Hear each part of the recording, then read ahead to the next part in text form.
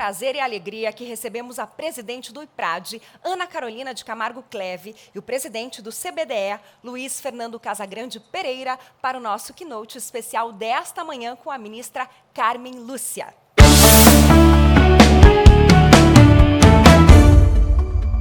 Eu passo a palavra para os nossos moderadores deste painel, Dr. Pereira e doutora Carol Cleve. Sejam bem-vindos.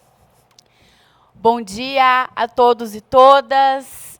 É um prazer estar aqui para receber a ministra Carmen Lúcia. Estamos no último dia do Congresso, muito feliz pelo envolvimento de todos e todas e pela ampla participação e pelo nível das palestras dos nossos convidados. Hoje nós temos aqui a ministra Carmen Lúcia, que é um orgulho para nós, sobretudo para nós mulheres.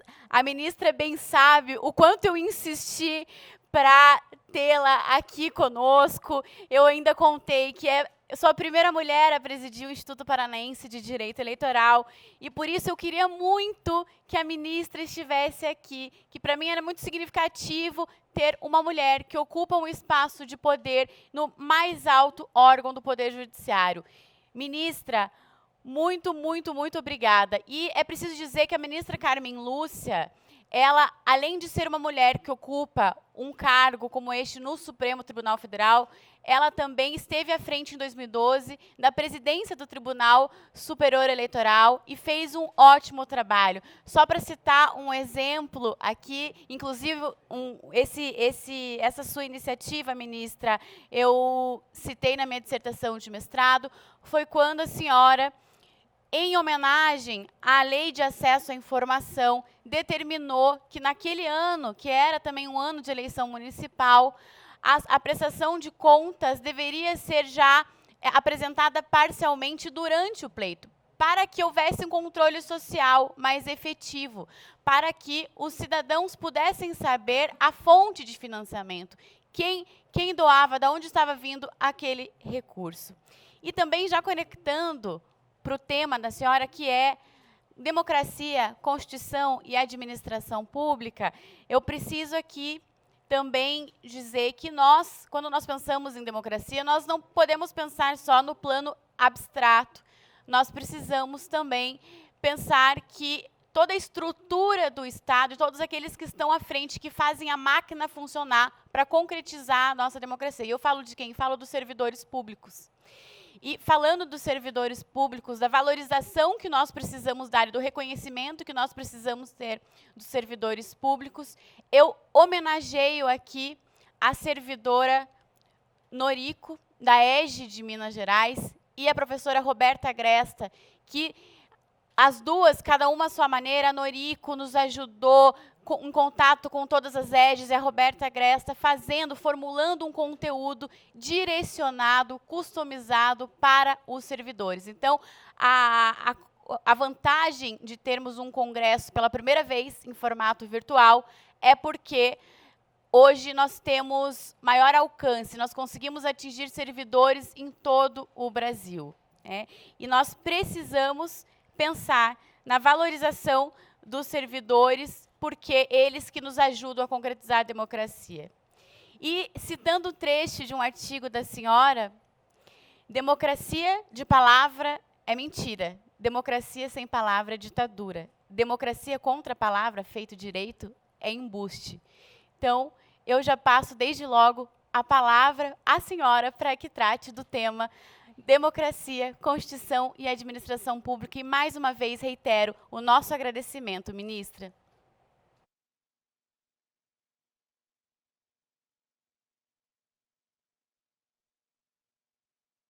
Aqui, neste 7º Congresso Brasileiro de Direito Eleitoral, num período tão importante para o nosso país, principalmente para o cidadão brasileiro, que tem nas eleições um ponto central da sua representação, mas especialmente da sua apresentação no cenário político e no exercício efetivo do poder.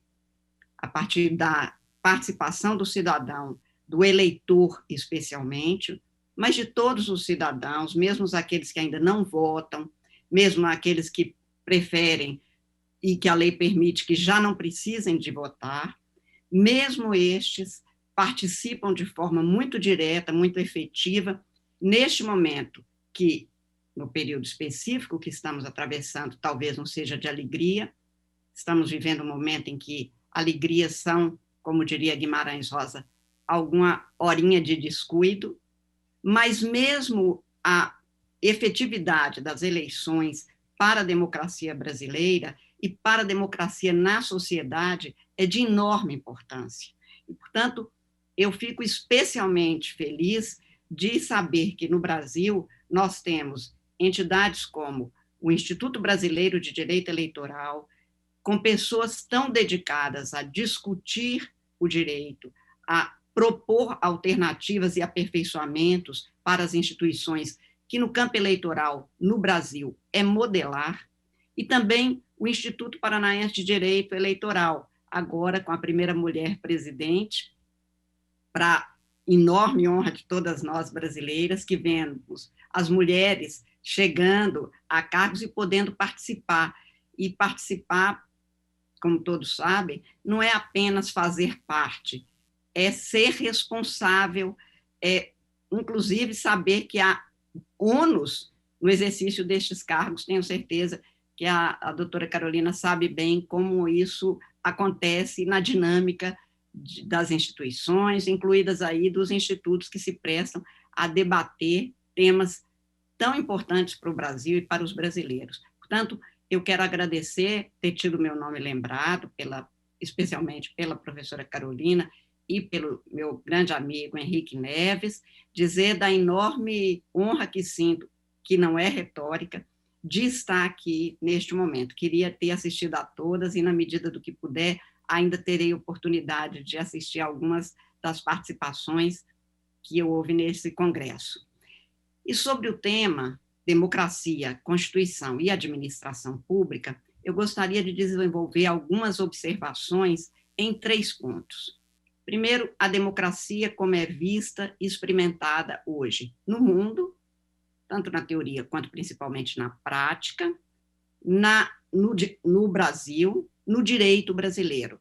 Então, queria fazer essas observações iniciais para fixar alguns pontos e alguns desafios que eu acho que se põem em todos os períodos históricos. Há desafios, mas neste que estamos vivendo de uma forma muito especial, pela grande transformação por que passamos, pelos paradoxos, pelos problemas que se põem, como numa crise como essa que estamos experimentando, uma crise sanitária gravíssima, uma crise política, de mudanças de comportamentos na sociedade, de necessidade de as instituições e todos os institutos serem pensados e modificados para serem coerentes com as necessidades que a sociedade tem e apresenta.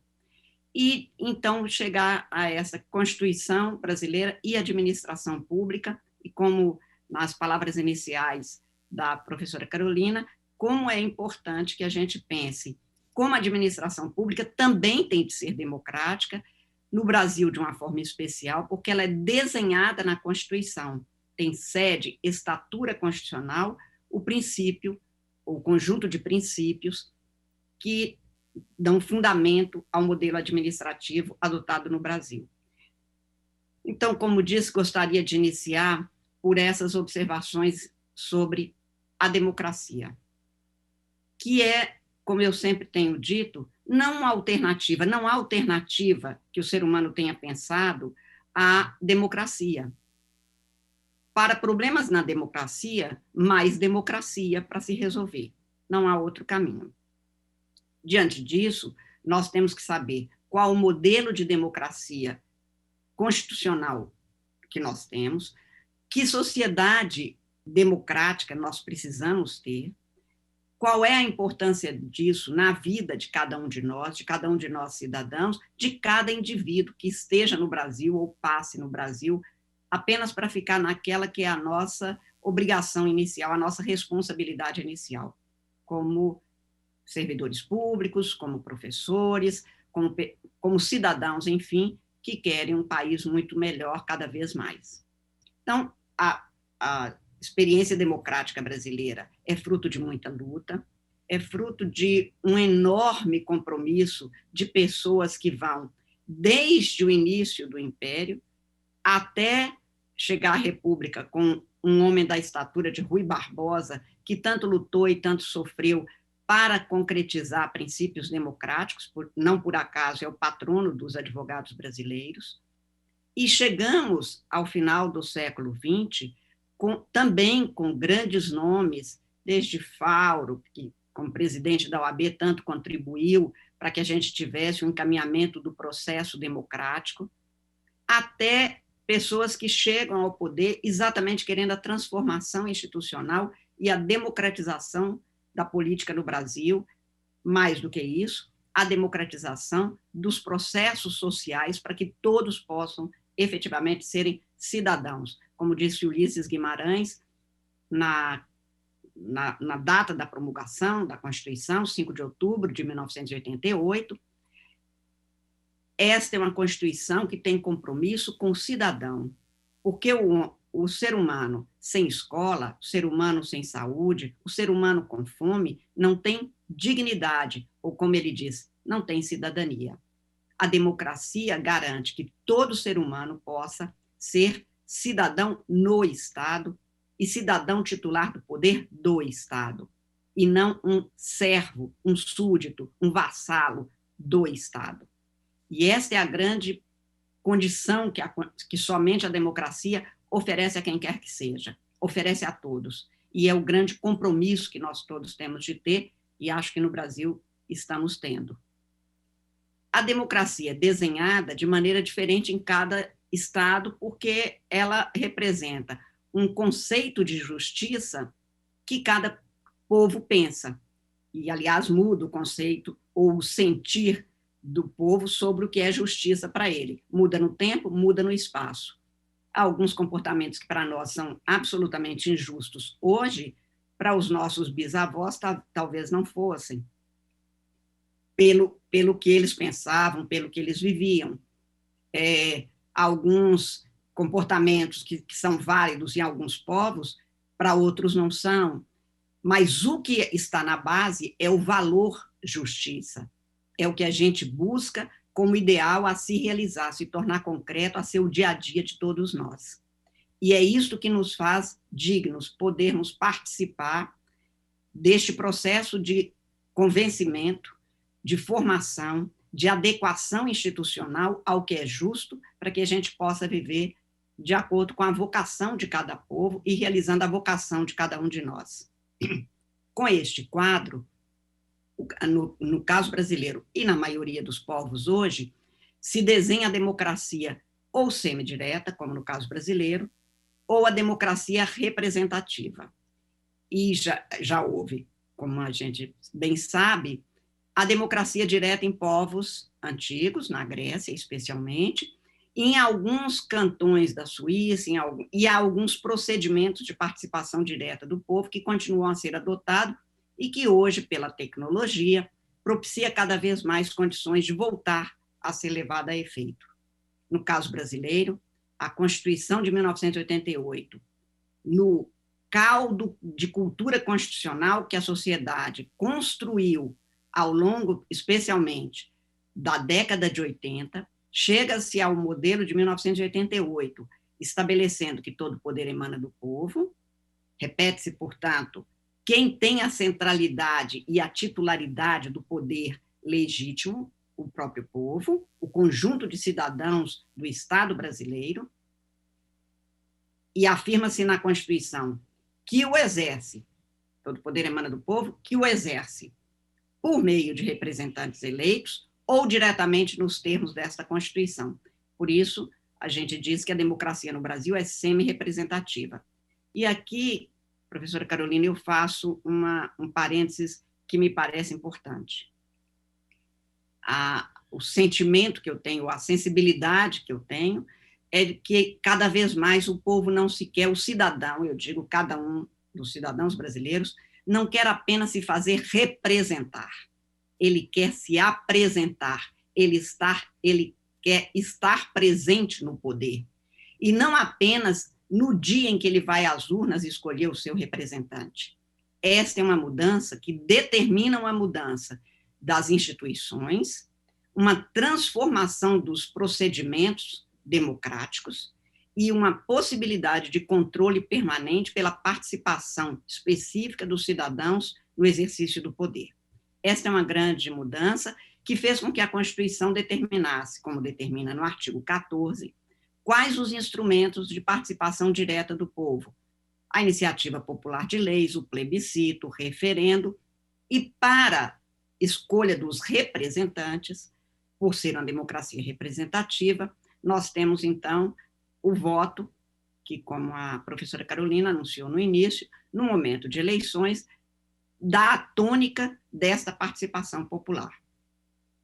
No caso brasileiro, como eu disse, a democracia, nesses 32 anos de vigência da Constituição, é uma conquista e uma construção, que é a construção permanente em todo lugar. No nosso caso, no caso brasileiro, é uma construção que tem a sua origem num passado tumultuado em alguns momentos, mas sempre com os olhos voltados e o ideal fixado na busca democrática. O cidadão brasileiro gosta de participar do poder, ao contrário do que dizem, pelo menos é a minha compreensão, tanto que no dia das eleições a participação é ampla, se diz, mas o voto é obrigatório. Mas a forma de você ver o cidadão numa zona eleitoral dá bem a dimensão de como isso tem uma importância tão significativa para o cidadão e que ele tem o gosto deste exercício. Eu sempre digo que olhar uma fila, estar numa fila no dia das eleições é quase uma festividade. Por isso que eu disse que neste ano nós não temos tantos motivos de alegrias pela pandemia mesmo, pelo distanciamento, pela reflexão que nós precisamos de fazer pessoal e socialmente sobre tudo que está acontecendo aqui e no mundo e que advém desse afastamento, desse olhar numa perspectiva diferente, mas que mantém esta necessidade, esta vontade de cada cidadão de participar democraticamente, segundo o direito, do processo de formação dos representantes, do grupo de representantes do povo, neste ano, no nível municipal. A democracia tem os valores que formam os princípios constitucionais que são imprescindíveis para a vida de cada um de nós. Primeiro, o que está posto já no título 1 da Constituição, a dignidade humana como fundamento da República Federativa do Brasil, eu diria, o fundamento da vida de cada um de nós, o valor que norteia cada um de nós. Quando nós se afirma indignado com alguma coisa, é porque algo feriu no seu sentimento de justiça. E quando a gente vê uma mãe dizendo que ficou indignada porque não obteve a matrícula para o filho, é que a dignidade do próprio filho, como cidadão que depende daquela educação oferecida obrigatoriamente pelo Estado e que não está sendo oferecida na forma constitucionalmente devida. E também para ela, que como educadora, como a primeira educadora, como mãe, não consegue fazer valer um direito que lhe é fundamentalmente assegurado na Constituição, isto a deixa numa condição de indignação, porque se rompe a ideia de justiça que ela espera da vida em sociedade, muito mais da vida no Estado. A liberdade não pode ser garantida senão no espaço democrático. O pluralismo que faz com que o diferente seja algo que nos acrescenta e não que nos distancia, que pode nos convencer daquilo que nos faz ter certeza do que pensamos ou nos convencer de que é preciso mudar, porque há outras formas melhores e mais acertadas de pensar, de conjecturar e de realizar determinada prática, tudo isso vem do pluralismo, que está garantido como princípio constitucional fundamental. A igualdade, que nos faz termos os mesmos direitos, podermos fruir das mesmas condições, das mesmas oportunidades, não apenas de participação no processo eleitoral, mas de todos os direitos na nossa vida, é que nos é garantido pela democracia. É claro que nós temos isso estampado na Constituição, garantido na Constituição, assegurado pela circunstância mesmo de ser expressa a cidadania como fundamento da República, e que muitos desses direitos, o tempo todo, nós precisamos de lutar para vê-los efetivos, não apenas jurídica, mas também socialmente. Mas a vida é luta, a democracia é uma luta, e nós só obtemos aquilo que é considerado por nós como ideais, na medida em que nós temos disposição para atuar, para participar e, especialmente, para fazer com que cada um dos nossos sonhos possa se tornar realmente, não uma dor, mas uma realização. Guimarães Rosa dizia que sorte é isso, merecer e ter. Eu aprendi que sorte é isso, merecer e ter, mas que para a gente ter até mesmo o exercício pleno dos direitos, há que fazer por onde, no sentido de atuar. É preciso querer, é preciso aprender, é preciso fazer para chegar à realização de tudo aquilo que se põe como instrumento ou como experiência humana. E a democracia é uma realização e uma construção da sociedade humana. Portanto, o desenho constitucional que nós temos no Brasil, especificamente, nos dá condições de sermos cidadãos numa sociedade democrática e livre. Hoje se põe uma pergunta de maneira muito centrada e muito séria no planeta, em todo mundo, não é só aqui, mas, como diz, como estamos no Brasil e somos cidadãos brasileiros, nosso primeiro raciocínio vem para o nosso espaço, que é: temos um Estado constitucionalmente definido, estruturado, institucionalizado o poder como a democracia. A sociedade é democrática e respeita os valores que se tornaram princípios constitucionais democráticos? Por exemplo, quando a gente vê comportamentos de intolerância, especialmente no campo político, no campo de cidadãos que acham que quem pensa diferente é um adversário, quando não inimigo. Isto é democrático? Não, isto não é democrático. E é para superar essas situações que nós temos um Estado democrático de direito, afirma-se no artigo 1º da Constituição do país. Porque a democracia se impõe, se define, principalmente se exerce nos termos que o direito estabelece. Não está de acordo mais com o que a sociedade quer, mude-se o direito, que é mutável, que pode ser mudado, que é mudado no mundo inteiro o tempo todo. O que não se pode é descumprir ao argumento de que o que o outro pensa não é justo, de não ser tolerante mais com determinada prática, e que, com isso, se quer que haja uma estrutura democrática de Estado, mas não se pensa que é preciso termos uma sociedade democrática para que a gente, então, tenha realmente e possa garantir que nós temos uma democracia plena no país. Há pouco tempo a gente conversava num evento, numa aula, sobre as condições de uma sociedade que cada vez mais parece raivosa. Acho que, em parte, porque há um déficit, esse déficit de serviços públicos, inclusive, faz com que as pessoas fiquem mais intolerantes, especialmente com os agentes públicos. Mas é preciso se saber que sem a política democraticamente exercida e sem os cidadãos exercerem os seus direitos de forma democrática, nós não somos capazes de realizar os valores básicos de uma convivência harmoniosa e, principalmente, dar os passos civilizatórios de aperfeiçoamento institucional e social que precisamos de dar. Também é certo que não há democracia, não apenas onde não haja liberdade, e aí não há que se cogitar de democracia, mas também não se pode falar de uma democracia efetiva quando não há igualdade, por exemplo, que é uma chaga social no Brasil.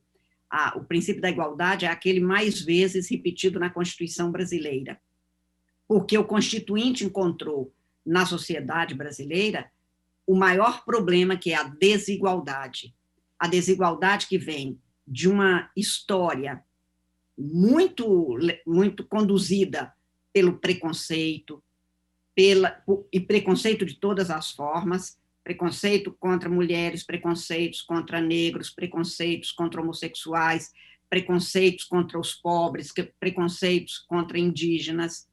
Tudo isso formou um caldo cultural que era para ter sido superado há muito tempo. Não foi. Veja-se nesses 5 meses em que prevaleceu a pandemia e que estamos vivendo essa experiência, o nível de violência doméstica, de violência contra as mulheres, cresceu em quase 40% daquilo que foi notificado.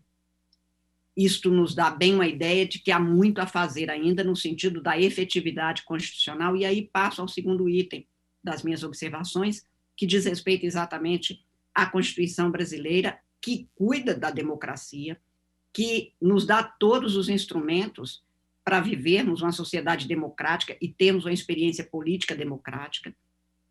E, a despeito disso, ainda estamos num processo tão difícil, de tanta violência, de tantas diferenças, de tantos preconceitos.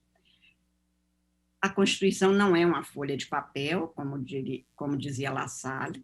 A Constituição não se concretiza pela sua promulgação, se concretiza pela ação de cada cidadão de tornar efetivo aquilo que é seu direito e de respeitar o direito do outro. E nesse sentido é que eu acho que há um amadurecimento democrático do cidadão brasileiro, que gosta de se apresentar e não apenas se quer fazer representar. Isso é um passo adiante no processo democrático.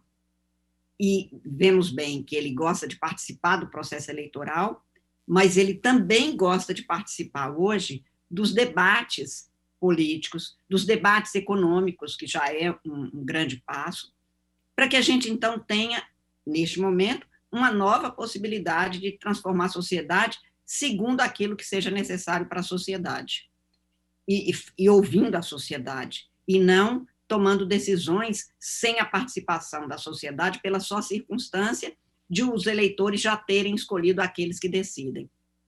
Hoje, acho que o cidadão quer que a escolha política, das políticas públicas, seja feita com todos nós e não por nós. Este é um avanço que eu vislumbro na democracia brasileira. A Constituição brasileira dita exatamente normas de participação, como patente desde o artigo 1º, pela própria condição de fixar a cidadania como um dos fundamentos da República, e acho que com isso nós tivemos um avanço que a sociedade soube tomar a si. Reafirmo, o momento que nós vivemos deixa à mostra muita intolerância, até mesmo com alguns princípios constitucionais, como o do pluralismo. Mas também isso me parece quase um soluço histórico, alguma coisa que vem de algumas insatisfações, que também acho que serão superadas na medida em que se garanta a democracia no país. Para este momento que nós estamos vivendo, ou esta passagem histórica, acho que não é mais o caso de se pensar em reforma administrativa ou se a administração pública, como está hoje estruturada, está adequada às necessidades e às demandas, e principalmente ao querer da sociedade. A Constituição estabeleceu direitos sociais que dependem de serviços públicos eficientes, acrescentando, portanto, deveres para a administração pública. Mas o certo é que nesses 30 anos, a mudança é enorme no mundo, especialmente por causa de uma tecnologia e de novos conhecimentos que transformaram todo o quadro, até mesmo da nossa convivência. Convivência entre pessoas, cidadão-estado, administração pública. Por isso é que é preciso que a gente também mantenha os princípios constitucionais da administração pública, a legalidade, a publicidade, a moralidade, a impessoalidade, a eficiência, especialmente, mas que a estrutura seja remodelada para que atenda melhor o cidadão. Há poucos meses atrás, eu peguei um alfarrábio que eu tinha, que era um jornal que estampava como manchete: as filas que nos envergonham. E no texto havia descrição que era um motivo de muita vergonha para qualquer povo, estava acontecendo no Brasil, homens e mulheres terem que dormir em filas na frente de escolas para obter o que é um dever do Estado e um direito deles, para garantir a matrícula das suas crianças nas escolas. E que aquilo vinha acontecendo e que pessoas estavam ficando ao relento, tomando chuva, passando madrugadas, para chegar a obter esta matrícula. E que nem todo mundo obtinha, e que esperava-se, a pessoa que escrevia dizia, esperava que até o final do ano isso ficasse resolvido.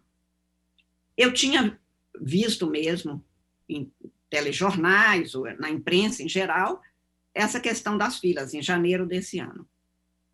Só que o jornal era de janeiro de 1985 e quem escrevia era Dom Luciano Mendes de Almeida. E o governo que ele dizia, o novo governo, eu espero que resolva isso até o final do ano, iria ser, e não foi, o do Tancredo Neves, que tinha sido eleito. Ou seja, de 1985 até agora, nem a realidade de continuarmos a ter filas, depois de termos tido uma Constituição que garante a educação como dever prioritário do Estado, nós ainda não demos conta de resolver. Cada vez mais acho que é preciso que a administração pública leve em consideração que a grande insatisfação do cidadão brasileiro é com a falta de eficiência na prestação dos serviços. Quer dizer, eu não tenho dúvida que uma doença grave como essa, que nos é acometida, ou pode acometer qualquer um de nós, que é o com esse vírus, é um problema realmente para todo mundo, mas é um problema maior para quem não tem moradia. Nós temos, inclusive, neste período, um aumento de pessoas que estão nas ruas, dormindo nas ruas, vivendo em ruas. É claro que o distanciamento social é muito ruim para todo mundo, mas para quem não pode nem se distanciar, porque vive num lugar muito pequeno, com 6, 8 pessoas, o distanciamento que é sugerido, quando não imposto, como chegou a ser em alguns lugares, é uma impropriedade, porque não pode ser cumprido. E aí a saúde fica comprometida. Então, nós temos problemas ainda de eficiência na prestação do serviço público, que, pelo menos em parte, teria de ter sido já devidamente resolvido.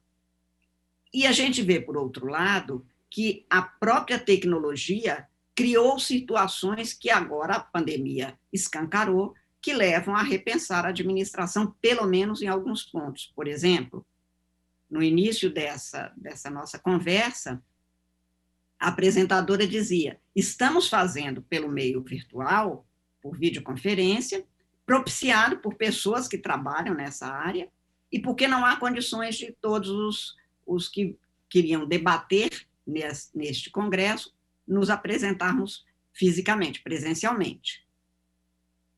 Significa dizer que eu tenho uma nova demanda que vale para o IBRAD, para o IPRAD, vale também para a administração pública. Nós mesmos no Poder Judiciário, não podendo estar presentes nos órgãos colegiados pela proximidade, resolvemos rapidamente, por videoconferência, para continuar a prestar o serviço da jurisdição, que não pode deixar de ser prestado. Pelo contrário, ficou muito mais urgente. Eu preciso de mais gente, portanto, nos setores de tecnologia da informática, do que no atendimento, no caso de tribunais, por exemplo, e o mesmo se dá em órgãos da administração pública, do Poder Executivo, de atendimento a um público que não vai comparecer durante este período. E esta rapidez de remodelar estes quadros não se faz com facilidade no serviço público. Por exemplo, no período eleitoral, agora, que é programado nos 2 anos anteriores e que foi colhido, no caso dos órgãos da Justiça Eleitoral, foram colhidos pelas necessidades de distanciamento, de saúde, de segurança, pela necessidade de ser a grande figura agora, o médico, o profissional de saúde, o infectologista, para saber o que é necessário para dar segurança ao eleitor, também ao mesário, para que ele não tenha medo de comparecer, para garantir as eleições do jeito que tem que ser. A administração eleitoral, por exemplo, se vê com novas demandas e com novos serviços a serem prestados. Por exemplo, o que vai ser necessário para as medidas de saúde naqueles dias de eleição é uma novidade absoluta, porque não se pensava nisso até as eleições de 2018. Esperamos que não precise de ser do mesmo jeito nas próximas eleições, mas também não se sabe o que acontecerá. Certo é que a administração pública precisa de adquirir uma leveza no seu trato com o cidadão e no atendimento da demanda, uma celeridade tal que cada administrado sinta que a administração existe para ele, cidadão, e que a demanda dele é atendida a tempo e a hora. Eu sempre digo que a demora, às vezes, ou o jeito de tratar o administrado, em grande parte no Brasil, continua sendo como se todas as transformações, até mesmo da tecnologia, não tivessem acontecido. Nós temos, no entanto, servidores que se adaptam com uma rapidez impressionante a essas mudanças e que sabem que a própria sobrevivência de determinados órgãos da administração vão na conta dessa transformação. Por isso, eu diria hoje que a administração pública brasileira, que não tem um número excessivo de pessoas, ao contrário do que se diz, mas tem uma má distribuição grande de servidores em vários pontos. O nosso grande problema é a educação, então nós temos que valorizar o servidor dessa área. Nós estamos com um problema gravíssimo de saúde, este é o servidor que precisa de ser agora valorizado, enfatizado, para que ele tenha condições de exercer a sua função com tranquilidade. Essa capacidade da administração de se adaptar, que o setor privado tem, a administração não tem, claro, porque a administração é formal, a administração precisa de segurança, estamos lidando com a coisa do povo, a res é do povo, e não se pode continuar a pensar a administração para si. Eu vejo bem isso na área do direito, em que a gente tem essa ciência total. Juiz não existe se o cidadão não precisar dele, ele só existe pela demanda do jurisdicionado. Portanto, ele tem que atender o jurisdicionado. No entanto, isso que é tão claro, por exemplo, no campo do judiciário, eu fico vendo que no campo do executivo nem sempre tem-se essa clareza. Eu já vi organogramas de Secretaria de Estado da Educação em que se tem a apresentação de todos os órgãos, do gabinete do secretário até o gabinete do diretor do grupo escolar. E aí eu perguntei para o secretário, e o aluno, onde fica? O aluno não aparece. É como se a administração existisse para ela mesma. E este pensar para o outro, para o bem servir, para servir o público, que é a nossa condição de servidores públicos, que demanda hoje uma transformação e não uma reforma da administração pública, não nas bases constitucionais. Os princípios são exatamente os que precisam de ser atendidos, os que precisam de ser cumpridos. Para isso, eu faria uma última observação. É que também na administração pública, nós precisamos de uma democratização no sentido de maior participação do cidadão. Por exemplo, quando se começou a ter orçamento participativo, no plano municipal, houve uma melhora do atendimento às carências dos cidadãos, porque era o cidadão que vinha ao poder público não pelo seu representante falar o que ele queria, o que ele precisava, mas ele vinha exatamente para dizer o que era para que o seu representante fizesse. Então, era a escola que precisa de mudar de lugar, a rua que precisa de ser consertada, o investimento num posto de saúde no lugar onde fica mais próximo da escola. Isto tudo foi com a presença do cidadão. Acho que quanto mais democrática for a administração pública na sua dinâmica, melhor será o procedimento administrativo no sentido de cada vez mais cumprir isto que me parece uma exigência cívica da atualidade. Não apenas a escolha do representante, que é importantíssima, mas a participação do cidadão presente no processo político de forma permanente, e não apenas como foi há 50 anos atrás, em que ele comparecia no dia da eleição e achava que a sua cidadania estaria garantida e aquele tinha sido o ato que ele deveria praticar durante todo aquele período. Eu tenho, portanto, para mim que nós temos uma democracia constitucionalmente estabelecida no Brasil e que tivemos avanços tanto administrativos, avanços políticos principalmente, alguns avanços éticos, há uma longa caminhada ainda pela frente, mas especialmente nós tivemos uma condição nova que a Constituição entregou ao cidadão, e quanto mais ele for responsável por esses direitos e tomar a si os direitos de que ele dispõe de maneira efetiva, de maneira eficaz socialmente, não apenas, portanto, juridicamente, não apenas garantindo que o direito esteja posto, mas que esse direito posto se transforme na vida dele, mais garantia de democracia nós teremos no Brasil e melhoria da dinâmica administrativa também para cada cidadão. Eu sei que há muitos problemas no Brasil, tenho total ciência disso, porque já andei por este país pelo menos 3 vezes, já corri o Brasil inteiro.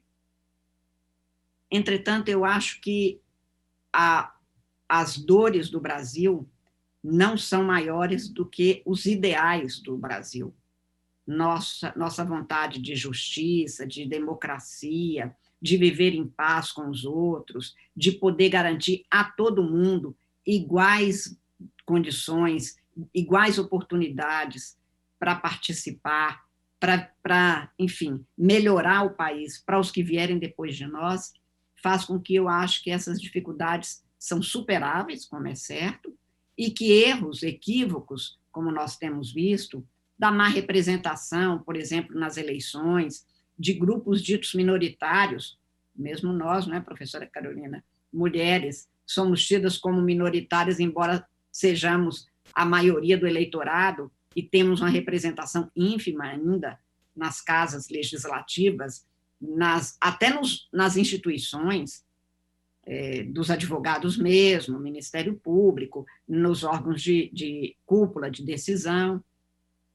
Tudo isso, no entanto, eu acho que é uma construção permanente da sociedade e acho que a circunstância de termos uma Constituição garantidora dos princípios fundamentais da democracia e um cidadão que cada vez fica mais ciente de que ele quer estar presente e não ter representante, pode nos levar a um aperfeiçoamento que acho que é permanente mesmo do ser humano e que, como disse, nos leva a acreditar especialmente num país muito melhor. Eu me lembro de um autor que há poucos dias citava, Emílio Moura, um poeta mineiro, que dizia dizia mais ou menos isso, fabrica uma esperança nova a cada instante, porque a vida não está atrás, segue adiante. Eu acho que o que vem adiante, com o que já se plantou em termos de Constituição, de constitucionalismo democrático no Brasil, nos faz acreditar num país muito melhor. E espaços de debate permanente como esse são a demonstração de que nós queremos ouvir e queremos, principalmente, aprender e fabricar novas esperanças para o Brasil. Muito obrigada. Da ministra Carmen Lúcia.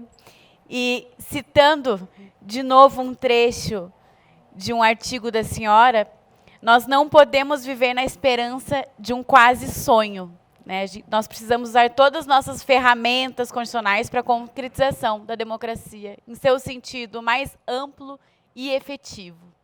Muito obrigada por estar aqui. Eu que agradeço. Inspira todas nós mulheres e dá exemplo. A gente precisa dar exemplo, né, para que as mulheres possam sonhar e ver que esse sonho é realidade de chegar nesses espaços de poder. Obrigada mais uma vez. Eu passo agora a palavra para encerrar esse painel para o Dr. Luiz Fernando Pereira, que é o presidente do Congresso. Então, Pereira, a palavra está com você. Obrigado, Carol. Ministra, eu vim aqui para falar um minuto só, para lembrar que em 2012 a senhora esteve aqui em Curitiba e naquela ocasião eu presidia o Instituto Paranaense de Direito Eleitoral. Foi no auditório da Federação das Indústrias aqui, estava lotado, eu selecionei uma foto em que estava falando e a senhora estava do meu lado. E ontem, antes da conferência de hoje, a senhora, nós estávamos conversando, eu, a Carol e o Marcelo Vaik, que é o coordenador geral da Bradep. E o Marcelo disse assim para mim, que esteve em 1997, que ele fez referência a esse congresso, há alguns dias, a Vossa Excelência, Congresso de Direito Constitucional em homenagem ao Canutilho em Natal, em 97. E ele disse lembro demais. Isso.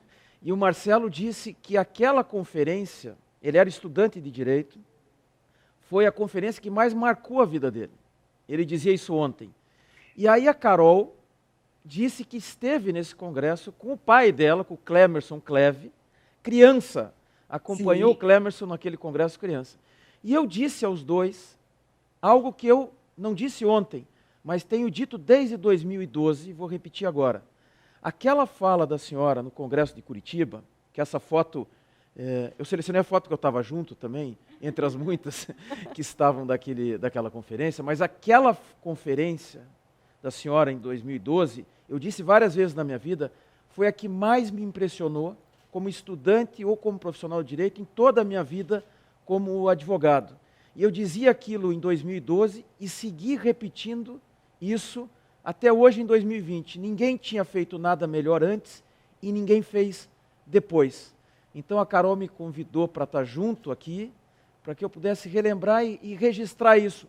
É algo que eu não vou poder dizer aos outros ministra, porque só se pode dizer que assisti a melhor uma única vez, e essa única vez é mesmo a conferência de 2012, quando eu presidia o Instituto, lugar hoje ocupado pela Carol. Então, muito obrigado por hoje e por 2012. Muito obrigada a vocês. Valeu. Obrigada, ministra. Obrigado, ministra. Olha, eu só noto que como eu estou uma mulher quase centenária. As crianças já viraram adultos e eu continuo aqui com a minha Constituição, na mão, como um diretor do Cinema Novo, uma Constituição na mão, a ideia na cabeça. Eles tinham uma câmera na mão, a ideia na cabeça. Mas continuamos cuidando das nossas ideias e acreditando no Brasil. E é por pessoas como vocês que eu continuo acreditando muito no Brasil. Eu acho que eu estou mais ou menos como Betinho, que, né, com tanta luta, criou a campanha sozinho, a campanha da cidadania contra a fome, que depois tomou conta do Brasil. E ele dizia que, quando ele era menino, no norte de Minas, também era de lá, ele começava, na vida dele, todo dia, a rezar Pai Nosso que estás no céu. Ele dizia, eu acreditava na divindade. Depois de rodar o Brasil, eu começo o meu dia com pão nosso de cada dia. Eu passei a acreditar mais na humanidade. Eu acho que é um pouco isso que a gente faz na vida. Passa a acreditar que a humanidade é o que há de mais divino. Muito obrigada a vocês mais uma vez. Obrigado, ministro. Obrigado. Agradecemos imensamente ao Dr. Pereira, à doutora Carol e, claro, gente, um agradecimento super especial também à nossa querida ministra Carmen Lúcia por essas reflexões super especiais. Em nome do CBDE, nós agradecemos imensamente a nossa ministra por encerrar, né, essa manhã aqui de encerramento.